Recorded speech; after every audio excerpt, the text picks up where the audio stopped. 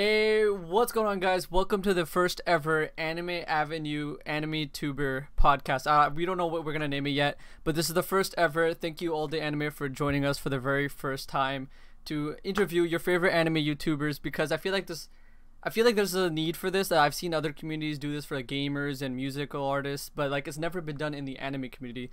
So me and my friend thought, why don't we just do this for the anime community?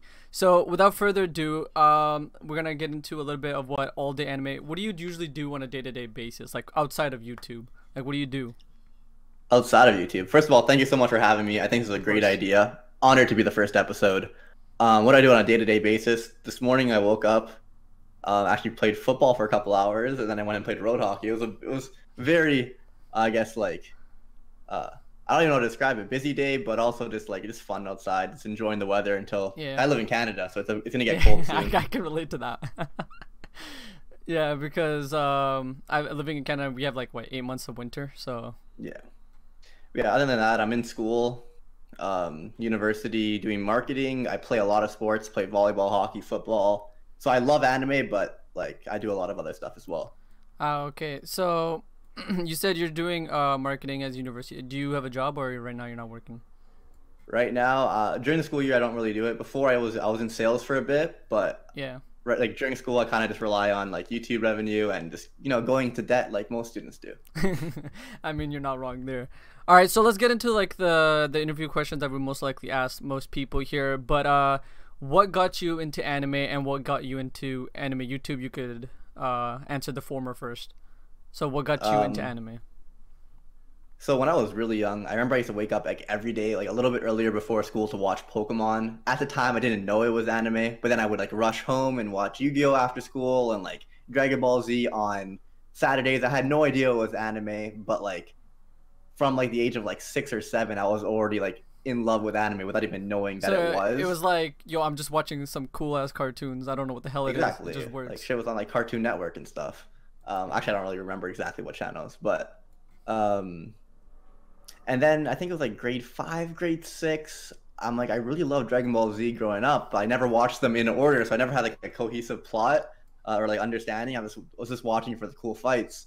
So then I kind of started learning how to like download series and stuff. I downloaded all of Dragon Ball Z and just binged it hard. Like I fell in love, and then from there it went to Bleach, or no, actually it went to Naruto next, and then Bleach. And then after that, One Piece. I watched all the big, long-running shonens. You kind of did it like me, where I almost did the similar fashion, but I didn't. I still haven't to this day watched Dragon Ball, but I've seen literally everything else. You gotta watch Dragon Ball, man. I guess like you might not appreciate it as much because you don't have the nostalgia Yeah, involved. exactly. That's what a lot of people tell me. And by the way, I love those posters in the back. One Piece, Once I watched One Piece, like I fell in love. That's to this day my favorite anime. So I'm sure you're gonna get more is into that later. is that why you got into anime? What was the anime that pushed you to do YouTube? What was the anime that pushed me to do YouTube? Do you have a specific one, or you could think of like what was the anime that you're like, I want to make videos on this. This is what I want to do. I want to make videos on it. I don't know if it was a specific anime. It was more I watched Giguk. I think to this day he's still probably my favorite anime YouTuber. I watched him a long time ago. It was like what, like 3, 4, 5, 6 years ago or something was the first time I watched Giguk, or maybe 5. And I fell in love with his channel and I binged it all. And I'm like, I love anime. Maybe I could do this. And at the time, I didn't really have a lot of friends other than people who like watched Naruto and Dragon Ball Z. No one was in. I started watching like seasonal anime later on. So I don't think there was a specific anime that made me like want to do YouTube, but rather I fell in love with anime. Didn't really have a means to talk to people about it. And I saw Gigux and I was kind of inspired by that. So I went for it. And that was actually like my old channel. Yeah. Okay. So no one knows about it. Okay, so it's mostly not necessarily an anime that got you into it, but you saw other YouTubers doing it and you're like, this is what I want to do. Okay, well, so like I love One Piece, but I don't make One Piece related content, you know? Yeah. I mean, I'm a diehard One Piece. I can't help but talk about it, but that's just me. What do you think makes you stand out from other anime YouTubers in your opinion? What makes me stand out from other anime YouTubers?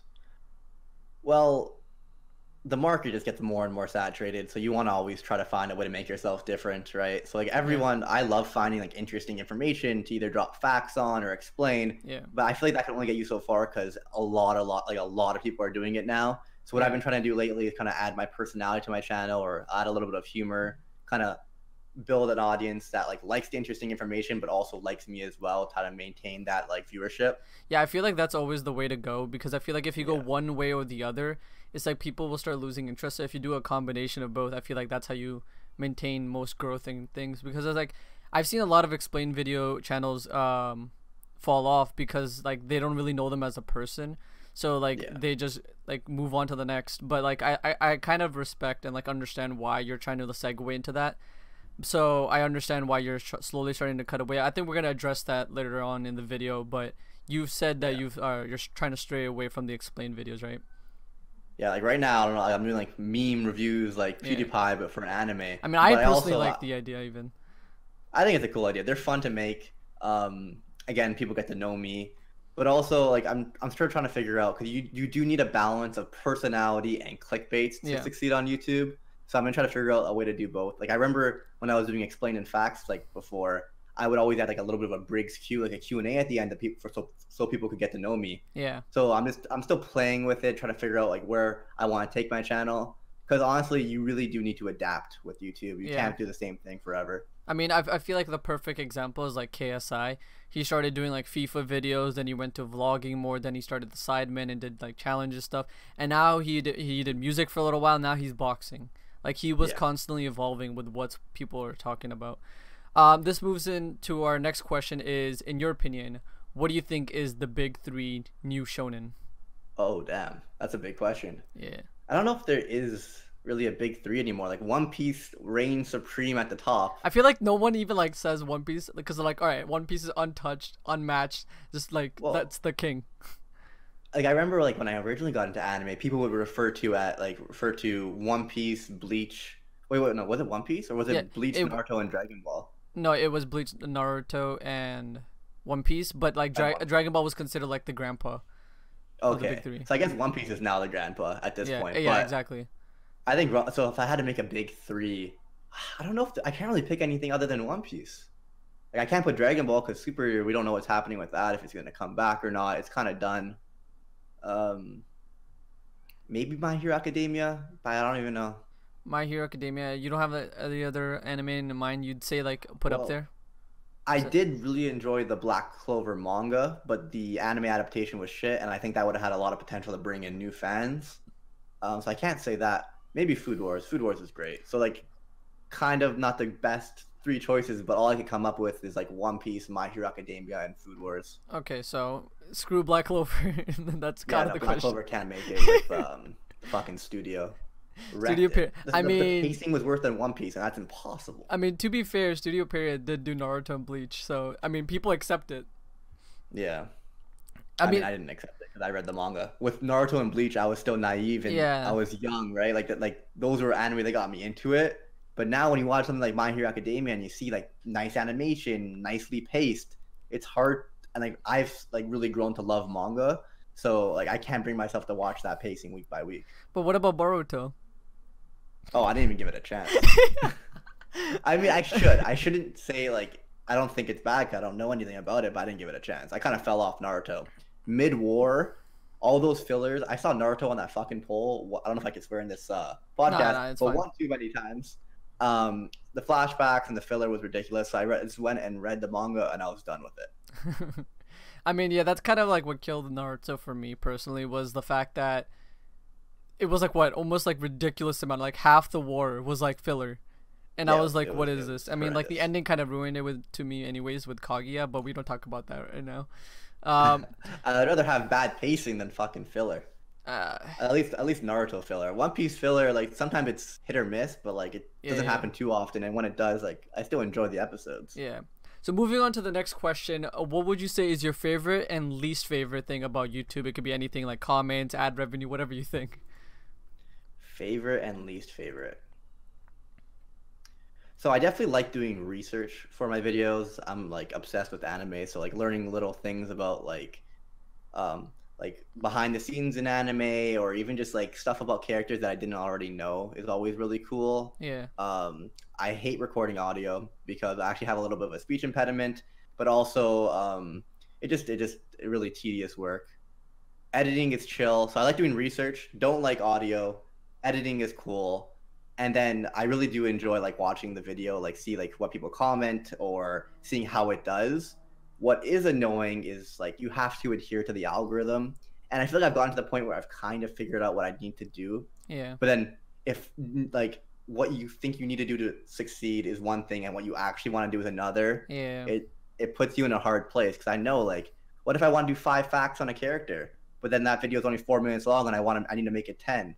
Or like, what if I want to talk about anime memes, but I can't think of a clickbait title? It's like you have to have the personality, you have to have the accurate length. It's got to be on a relevant topic. Yeah. It So really does control. It's kind of like where like you could make the best videos ever, but if you're not doing everything to adhere to what YouTube wants you to do, it's completely useless. You need the clickbait, you need the title, you need like the timer, you need to like make sure it's 10 minutes, you maximize your ad revenue, and like you gotta like do all of that to make sure you could keep up with YouTube and you don't fall off of it. So watch time is the name of the game. So I think my biggest tips for like people trying to become YouTubers, if you want to like grow a channel, is make longer videos and make them on relevant topics. That would be my tip. Okay. And I think we're kind of getting close to the end of the interview here, but what would you say is your favorite things that you are watching / reading right now? So like I've probably said multiple times in this thing, is I'm a huge One Piece fanboy. I read One Piece every week. Wano hype. What else? I'm reading Food Wars. I'm a huge Food Wars fan. I mean, if the sword doesn't give it away that you're a Wano fan, like I don't know what does. Oh yeah. But anything you're reading right now, or? Well, I'm just reading Food Wars and One Piece, I believe. Oh, and Seven Deadly Sins, of course. Oh yeah, I know you love Seven Deadly Sins a lot. Oh, I'm a huge fan. What else? I mean, people have been saying it's going downhill. Is that true? Honestly, I haven't been as into it as of recently, but like I'd say 10 chapters ago, it was pretty hype. So, but Seven Deadly Sins has always been up and down. Yeah, so I mean, you think it's a good idea that it's coming to its conclusion? That they said it towards the end of next year, right? They said. It's not good for my channel, but yeah, well, yeah. I think it's the right choice, to be honest. Yeah, as like the quality of the series. All right, to end off the interview, we're gonna ask this for every single YouTuber that comes on for this interviews. If there is any anime you could recommend, literally anything that everyone should give at least a chance to, what would it be? Well, I'm not going to recommend One Piece. It's over like 900 episodes at this point. Yeah. It's either you jump on the ship on your own, or like you're not gonna jump on it. Yeah, I'm not gonna be like convinced to do that, even though you should. Kenichi the Mice Disciple. One Piece is something I love, but it's actually my second favorite anime or manga. Kenichi the Mice Disciple. I'm definitely biased because I watched it at a specific time in my life. It probably made me fall in love with anime. Like obviously, like long running shonen helped as well, but that was the first like shorter series, 50 episodes I really like fell in love with. It's hilarious. It like continuously makes me laugh each and every like episode, and the action scenes are cool, and seeing a protagonist go from like nothing to like achieving his dreams is honestly inspiring. I recommend it to everyone. And no, honestly, it doesn't get it. It's extremely underrated. It does not get as much I guess what's the word? You might need to edit that. Attention? Recognition as it deserves attention, exactly. Okay. I think to end it off, let's see if we have any other questions. We're gonna call this the Twitter segment of it, where if any of your fans or anybody has questions for you, we can ask them here. Alright, so the first question coming in from Lump King: what do you plan to do now that you've quit explain videos? If you guys don't know, I think a week or two ago, Briggs tweeted out that he's trying to move on from explain videos, so that's what he's referring to, and because that's what blew you up, so he wants to know if that's the reason why you blew up, why are you moving on from it? I wouldn't say like, I think the first thing that took off my channel was fact videos. I had a couple that hit like about 100K or so, and then yes, there was one explained video that has like 900,000 now, which like ridiculously helped my channel, of course. Yeah. I'm just gonna state where it's like there's stuff I want to make and there's stuff that like I know will do good, and for me, I love creating content, and before I was very driven into just like making my channel bigger and getting views and stuff like that. Yeah. But I think my direction's changing a little bit, but I'm still gonna try to figure out a way to do both, like make content I want to make, but that'll also get views. I'm gonna have to test a bit, but explain videos are probably not going to be around, or they might just be around every once in a while. Same thing with fact videos, maybe every once in a while. But right now I'm trying to take my channel into a little bit of a different direction. But who knows? So you'd say you haven't like completely moved on from it, but you just want to like reduce the amount and focus on other things. Exactly. Like I'm obviously really busy with school and stuff, so like right now I've been uploading like weekly. But if I have the chance to upload a second video, I'll probably give the subscribers what they want. Especially if like season 2 gets on Netflix for Seven Deadly Sins, I know I'm gonna have to drop like a video or two just to make my subscribers happy, and it'll be cool if I go to rewatch the season. I might just be interested to make another video, and the views will probably be pretty good as well. Yeah, of course. All right, and I think this is probably going to be our last question from the Twitter segment. At the girl Otaku asks, how would you encourage other anime YouTubers to get more involved in the community? Well, I definitely think anime YouTubers should get more involved. For me, like remember when I said that like I wanted to talk about anime and stuff? I think I got a lot of that just from getting involved in the community. Like, for example, doing this interview, or like being involved in podcasts, or making your own podcast. Yeah. If you don't have Twitter, you're messing up. That's how you make a lot of friends, and yeah, that's how you get in contact with a lot of people. I mean, definitely if you want to come on, because we also do Anime Avenue podcast. We do try to do every Sunday. If you definitely want to come on for as a guest, it'd be awesome. Yeah, sounds good. I'd definitely be down. What else could I recommend?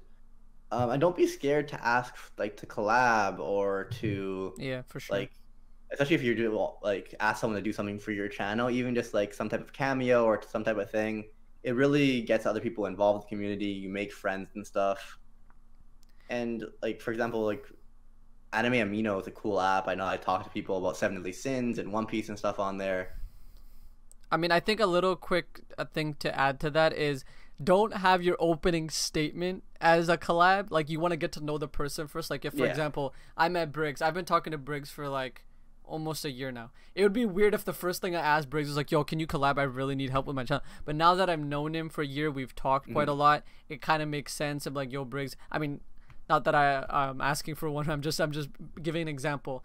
And that is like the perfect way to do it. You don't just ask for one, and that's how you kind of burn bridges, and that's how you don't get collabs. Is like you opening statements, like get to know the person. Like if you actually genuinely like the other person, get to know them first before you ask for stuff.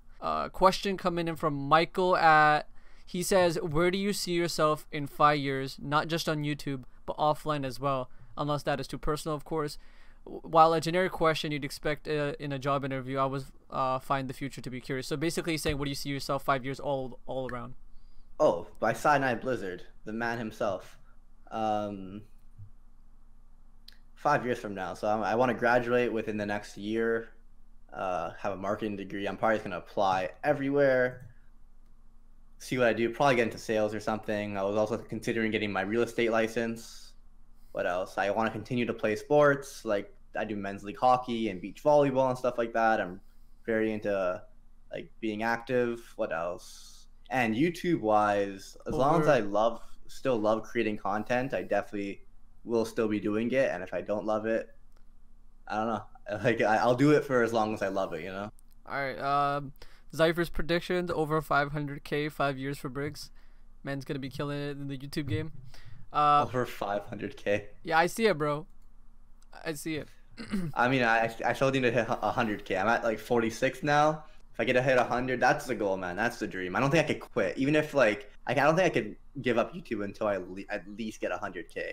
Yeah, that's I mean, been the goal forever. Yeah, I think when people ask me this question, I always answer with, as long as One Piece is going, there's no way I could stop it. Like, that is my burning passion, One Piece. Yeah. So if One Piece is going and I still have a passion for YouTube, I'll still be doing it as long as One Piece is going.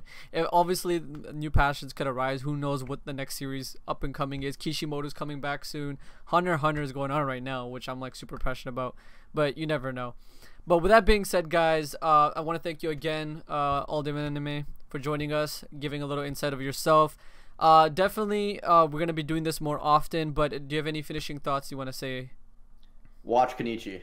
And check out my channel, All Day Anime. Alright, that will be linked down in the description below. Thank you guys so much for watching. This will be the first of many interviews. Thanks again, and we'll catch you guys later. Peace out, guys.